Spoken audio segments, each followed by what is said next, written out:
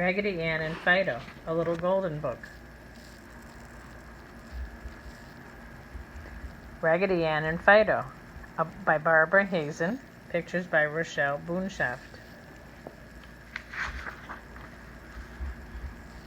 Raggedy Ann made her bedtime round of the nursery to make sure that all the dolls were tucked in tight.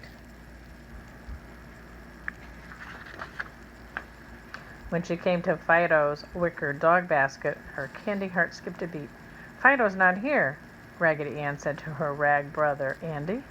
"Wake up, wake up!" Raggedy Andy called to all the dolls. "We must find Fido." Soldier Doll led the way to the nursery window. "The trellis outside will make a good ladder," he said.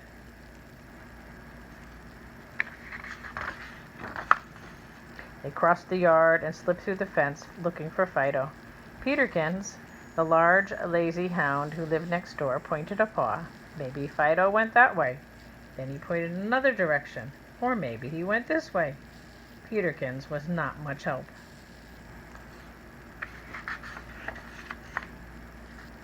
"Let's each look in one of Fido's favorite places," suggested Raggedy Ann.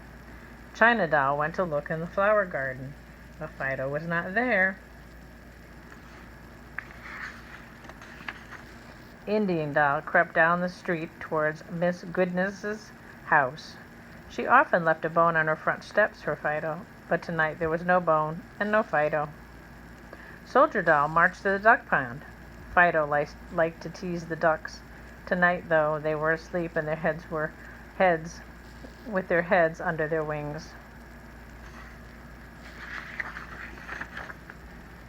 Raggedy Ann and Raggedy Andy hurried to the stone wall where the neighborhood cats gathered every night. Cat chasing was one of Fido's favorite sports. A big yellow cat named Old Tiger Tail looked longingly at Raggedy Ann's red yarn hair. "Look out!" warned Andy, but it was too late. Old Tiger Tail grabbed Raggedy Ann's apron strings in his mouth and ran down the street.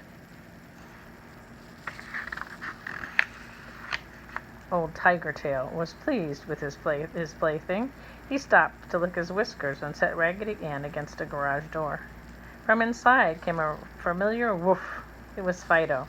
Raggedy Ann pulled at the garage door with all her might.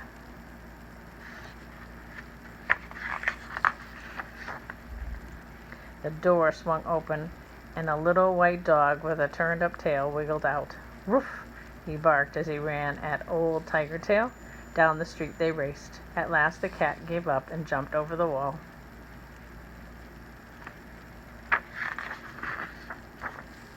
Tail wagging, Fido hurried back to Raggedy Ann. He was glad to be out of the garage. He had gone in during a thunderstorm and someone had shut the door. Raggedy Ann gave him a big hug.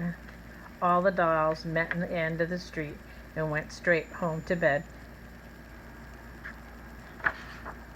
Raggedy Ann tucked in the dolls. Then she smiled her happy rag doll smile and went to bed.